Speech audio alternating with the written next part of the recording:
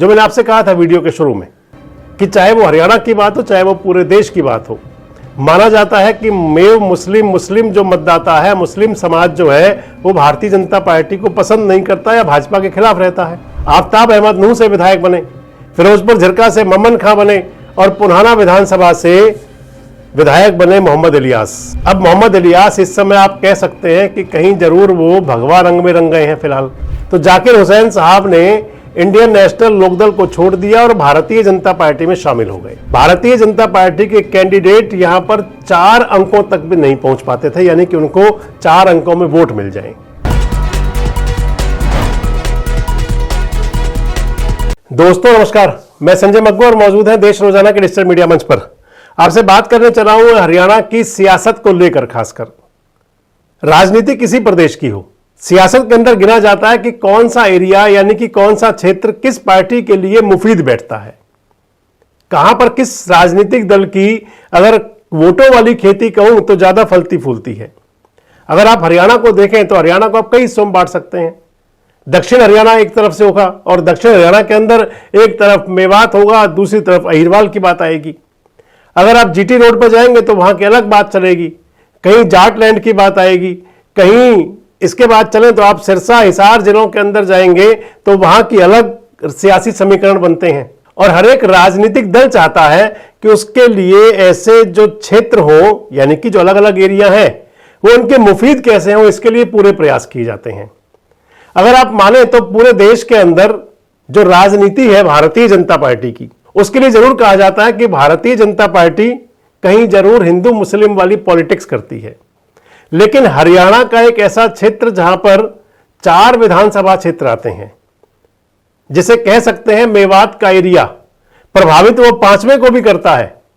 और इस क्षेत्र के अंदर भारतीय जनता पार्टी को इस चुनाव में कहें 2024 में तो 4 में से एक भी सीट नहीं मिली थी, 5वीं जरूर मिल गई थी।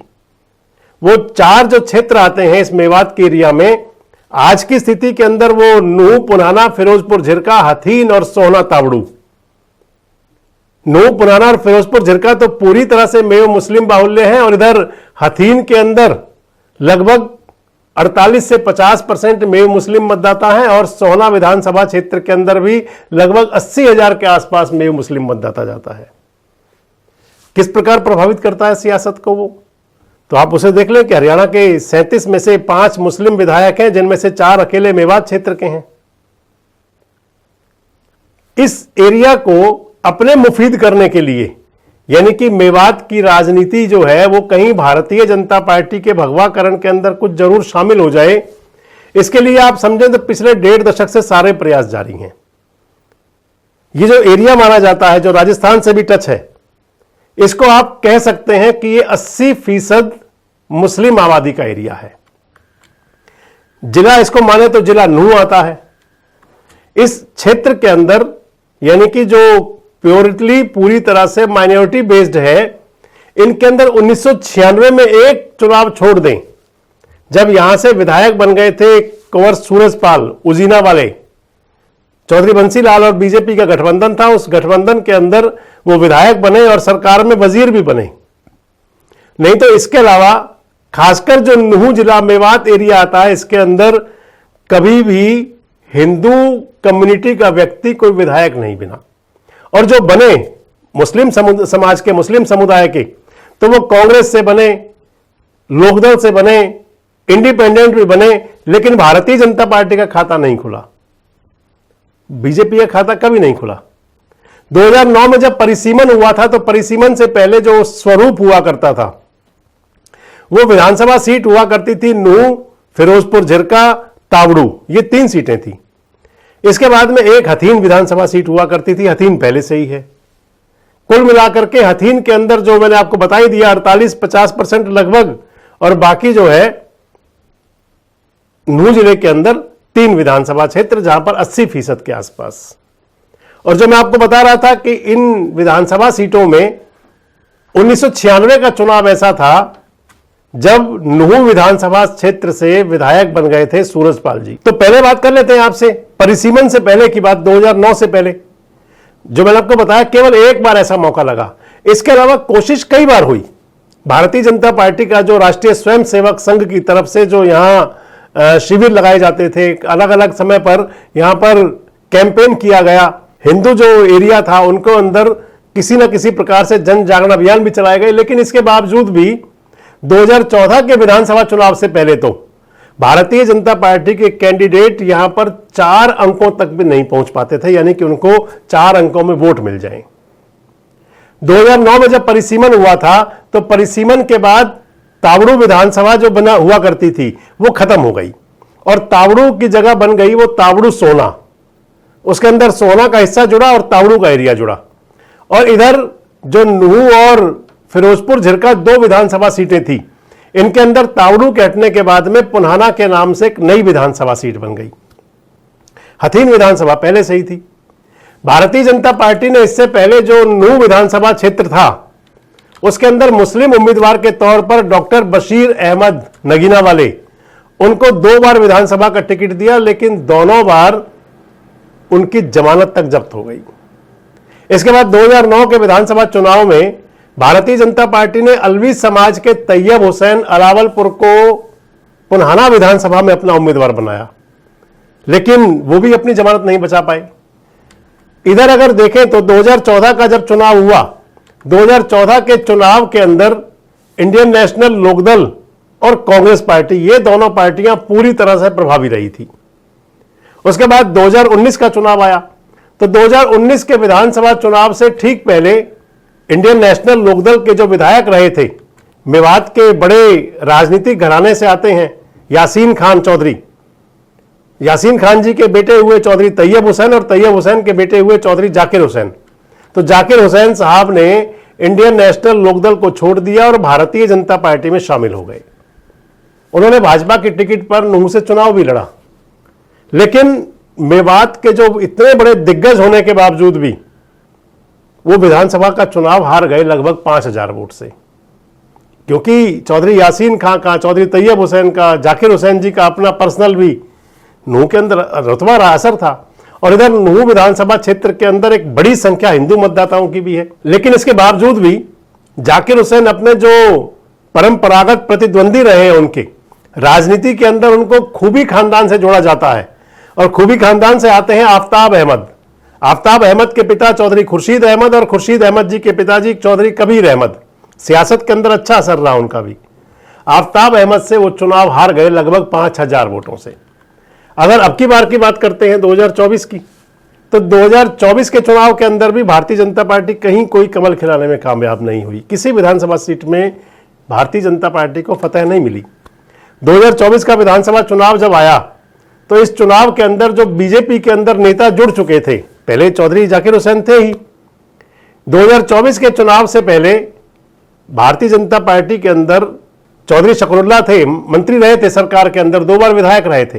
तो उस चुनाव में यानी कि 2024 के चुनाव में शकरुल्लाह जी के पुत्र जो लोकदल के विधायक थे नेलो के, नसीम अहमद आ गए थे भारतीय जनता पार्टी में।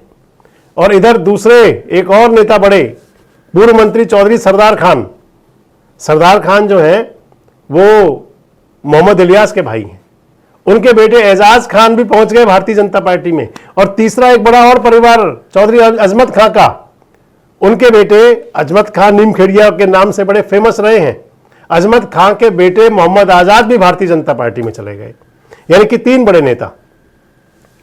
चुनाव जब आया 2024 का तो भाजपा ने पुन्हाना से एजाज खान को टिकट दिया, फिरोजपुर झिरका विधानसभा क्षेत्र से नसीम अहमद को अपना कैंडिडेट बनाया, और जाकिर हुसैन का टिकट काट करके जो 2019 में चुनाव जीते थे सोहना से कंवर संजय सिंह, सूरजपाल जी के बेटे, जो वो सूरजपाल जो 1996 में विधायक बने थे नूह से, उनके पुत्र संजय सिंह को चुनाव मैदान में उतार दिया।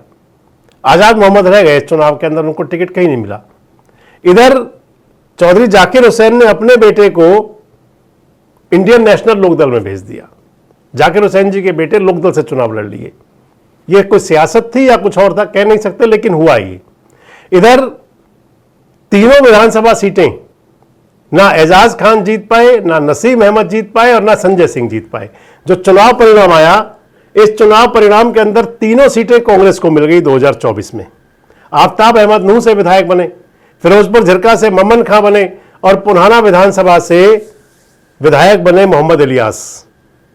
अब मोहम्मद इलियास इस समय आप कह सकते हैं कि कहीं जरूर वो भगवा रंग में रंग गए हैं। फिलहाल उन्होंने क्रॉस वोट कर दिया अपना, यानी कि पूरे चुनाव में 2024 में भी 19, उससे पहले और उससे पहले 14, पूरे तमाम प्रयासों के बाद भी भारतीय जनता पार्टी अपना कैंडिडेट जिता नहीं पाई थी। अब अगर आज की राजनीति की बात करें, जो मैंने आपसे कहा था वीडियो के शुरू में कि चाहे वो हरियाणा की बात हो चाहे वो पूरे देश की बात हो, माना जाता है कि मुस्लिम जो मतदाता है, मुस्लिम समाज जो है, वो भारतीय जनता पार्टी को पसंद नहीं करता या भाजपा के खिलाफ रहता है। और इधर भारतीय जनता पार्टी की राजनीति के अंदर भी हमेशा कहीं ना कहीं ऐसा तड़का जरूर लगता है जिससे कहीं हिंदू मुस्लिम होता रहे। लेकिन अगर आज की स्थिति अब देखें अब तो, क्योंकि अब चुनाव फिर आएगा 2029 में, और हो सकता है उससे पहले कोई उपचुनाव भी आ जाए, क्योंकि 2 विधायक क्रॉस वोट कर चुके हैं। हथीन के विधायक मोहम्मद इजराइल और पुन्हाना के विधायक मोहम्मद इलियास, 2 नेताओं ने क्रॉस वोट किया है। और हो सकता है इन सीटों में से कहीं पर आने वाले दिनों में उपचुनाव हो जाए। अब अगर चाहे वो 2029 का चुनाव हो और चाहे वो उपचुनाव आ जाए, क्या भारतीय जनता पार्टी को इस क्षेत्र में खासकर मेवात के क्षेत्र में तमाम चौधरी जो हैं, बड़े सियासी घराने, सियासी खानदान, उन लोगों के भारतीय जनता पार्टी में आ जाने से या भगवामयी हो जाने से क्या मुस्लिम मतदाताओं पर भी कोई प्रभाव पड़ेगा या नहीं, बड़ा सवाल ये रहेगा। वीडियो में आपके साथ ये भी जरूर बता दें कि आखिर कौन कौन से राजनीतिक घराने माने जाते हैं मेवात के अंदर, किन किन परिवारों का मेवात की सियासत के अंदर अपना एक जलवा रहा है।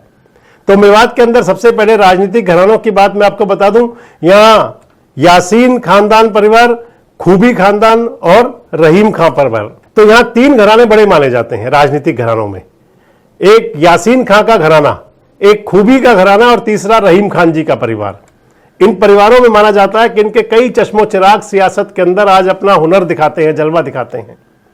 अगर इसके बाद बात करते हैं तो फिर शखरुल्ला खान, नजमत खां, चौधरी जलेब खां, ये तमाम भी हैं, नाम है। अब इन सियासी खानदानों के कितने कितने चश्मो चिराग जो हैं वो आज भाजपा में हैं। सबसे पहले बात कर लेते हैं यासीन खान खानदान की। चौधरी यासीन खान के परिवार ने मेवात की राजनीति के अंदर अपना जलवा लंबे समय तक जमाया है। खुद चौधरी यासीन खान 1926 से 1946 तक, जब पंजाब एक था, हरियाणा पंजाब एक हुआ करता था, उस असेंबली के मेंबर रहे। उसके बाद में 1952 से 1962 तक भी वो पंजाब विधानसभा के सदस्य रहे। यासीन खान के बड़े बेटे चौधरी तैयब हुसैन फरीदाबाद से 2 बार सांसद बने। उसके बाद में एक बार वो हरियाणा संयुक्त जब था, हरियाणा और पंजाब एक था, उस सरकार के अंदर वजीर रहे। बाद में चौधरी तैयब हुसैन सियासत के अंदर पहुंचे राजस्थान में और वहां भी विधायक रहे। चौधरी तैयब हुसैन की बेटी भी राजस्थान के अंदर कांग्रेस की विधायक रहीं। इधर तैयब हुसैन साहब के दूसरे भाई हामिद हुसैन लोकदल में रहे, लोकदल के जिला अध्यक्ष रहे और नूह से विधायक भी रहे। उसके बाद तैयब हुसैन के बेटे जाकिर हुसैन साहब तावड़ू और नूह विधानसभा से 3 बार विधायक बने। अब जाकिर हुसैन साहब इस समय भारतीय जनता पार्टी में है। जाकिर साहब के बेटे जो है, उन्होंने लोकदल से चुनाव तो लड़ा था, लेकिन अब सियासत में वो बीजेपी में है या वो लोकदल में, इसका कुछ कह नहीं सकते। लेकिन इतना जरूर है कि यासीन खान परिवार का एक बड़ा स्तंभ जो है वो भारतीय जनता पार्टी में है। अगला परिवार मैं आपको बताऊं तो वो खूबी खानदान कहा जाता है, आफ्ताब अहमद जी वाला। इस खूबी खानदान के अंदर कहें तो मेवात के जो सबसे बड़ा दूसरा राजनीतिक घराना है तैयब हुसैन साहब के बाद, तो फिर खुर्शीद अहमद जी वाला है। इसके अंदर खुर्शीद अहमद जी के पिताजी कबीर अहमद थे। चौधरी खुर्शीद अहमद 1962 से 1996 तक पंजाब और हरियाणा विधानसभाओं के लिए 5 बार एमएलए बने। इधर चौटाला साहब की सरकार में, देवीलाल जी की सरकार में और उसके बाद कांग्रेस की सरकारों में वजीर भी रहे। फरीदाबाद से एक बार सांसद भी बने। खुर्शीद अहमद के बेटे, बड़े वाले बेटे आफ्ताब अहमद नूह विधानसभा से कांग्रेस के 3 बार विधायक बने हैं। एक बार मंत्री बन चुके हैं और एक बार विधानसभा में विधायक दल के उपनेता भी रहे। आजकल भी नूह से कांग्रेस के विधायक हैं। आफ्ताब के छोटे भाई हैं महताब अहमद, वो भी पूरी तरह से कांग्रेस पार्टी में सक्रिय रहते हैं, अब की बार जिलाध्यक्ष के दावेदार भी थे।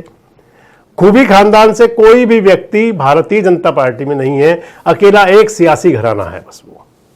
इसके बाद मैंने आपको बताया था चौधरी रहीम खां का खानदान, रहीम खां का जो आप सियासी परिवार कह लीजिए, मेवात का तीसरा बड़ा राजनीतिक परिवार। रहीम खान साहब खुद जो है 1984 में कांग्रेस पार्टी से सांसद बने थे फरीदाबाद से, नूंह से 3 बार विधायक बने, निर्दलीय विधायक भी बने, इंडिपेंडेंट भी, सरकार में वजीर भी रहे।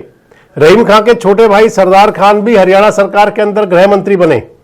रहीम खान के बड़े बेटे मोहम्मद इलियास विधायक बने, नूंह से भी बने, फिरोजपुर झिरका से भी बने, पुन्हाना से भी बने, 2 बार मंत्री भी रहे। एक बार लोकदल पार्टी से चुनाव भी लड़ा उन्होंने, लोकसभा का, इंडियन नेशनल लोकदल से, हार गए। वर्तमान में पुन्हाना से विधायक हैं। अब कांग्रेस के विधायक तो उनको कह नहीं सकते क्योंकि क्रॉस वोट कर चुके हैं। उनके छोटे भाई हैं हबीबुर रहमान।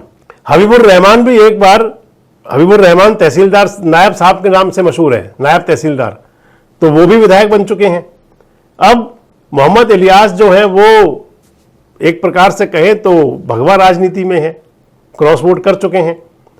सरदार खान के बेटे यानी कि मोहम्मद इलियास के भतीजे एजाज खान भी इस समय भारतीय जनता पार्टी में है।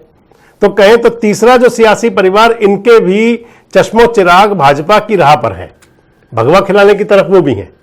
अब मेवात के जो बाकी सियासी घराने हैं उनकी बात अगर कर लें तो अजमत खान नीमखेड़िया, मैंने आपको बताया, अजमत खान जी 1987 में विधायक बने थे, सरकार में वजीर थे देवीलाल जी की सरकार में। उनके बड़े बेटे आजाद मोहम्मद फिरोजपुर झिरका से 2 बार विधायक बने, विधानसभा के उपाध्यक्ष भी रहे, 1 बार मंत्री भी बने। उनके छोटे बेटे रईस खान पुन्हाना से इंडिपेंडेंट चुनाव जीते थे 2019 में। प्रदेश की सरकार के अंदर भाजपा की सरकार थी, वक्फ बोर्ड के चेयरमैन थे, सरकार को समर्थन दिया हुआ था। तो इस समय आप कहें एक बेटे उनके जो हैं सरकार के अंदर है, बीजेपी के साथ में है, और दूसरे जो निर्दलीय विधायक बने थे रईस खान, कहीं ना कहीं उनकी अंडरस्टैंडिंग भाजपा से कई बार चलती है। वो भाजपा में है नहीं, लेकिन अंडरस्टैंडिंग उनकी भी कई बार रहती है। शकरुल्ला साहब का परिवार कह सकते हैं, फिरोजपुर झिरका से शकरुल्ला जी 2 बार विधायक बने थे, उनका देहावसान हो गया।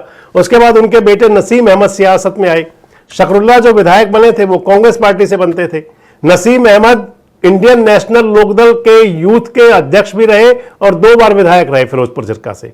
2009 और 2014 2 बार विधायक बने थे। उसके बाद उन्होंने लोकदल छोड़ दी, भाजपा में गए 2019 में, लेकिन विधायक बन नहीं पाए। इस समय भी नसीम अहमद भारतीय जनता पार्टी में है। एक परिवार हथीन से जुड़ा हुआ, दादा जलेबा का परिवार, नाजिम कह रहे थे उनके पोते जलेब खान जी के कि 5 पीढ़ी से सियासत कर रहे हैं और समाज के लिए काम कर रहे हैं। चौधरी जलेब खान 1 बार विधायक बने थे 2009 में। उस समय उस सरकार के अंदर इंडिपेंडेंट विधायक थे, कांग्रेस सरकार को समर्थन दिया था, मुख्य संसदीय सचिव बने थे। आजकल उनके बेटे इजराइल खान, इजराइल मोहम्मद, वो हथीन के विधायक हैं। राज्यसभा में क्रॉस वोट का आरोप लग चुका है, उनका बेटा रिश्ता भी तोड़ चुका है। अब आप देखें अगर तो तमाम ये सियासी परिवार, सियासी घराने इस समय भारतीय जनता पार्टी के साथ में है। लेकिन अगर चुनाव आता है अब आने वाले दिनों में 2029 में विधानसभा का चुनाव, उस कंडीशन में इस मेवात क्षेत्र में आखिर क्या स्थिति रह सकती है? क्या ये तमाम सियासी घरानों के चश्मो चिराग भारतीय जनता पार्टी के पक्ष में कोई माहौल बना पाएंगे? क्या लगता है आपको? कमेंट बॉक्स में जरूर बताएं। जुड़े रहें हमारे साथ, देखते रहें देश रोजाना।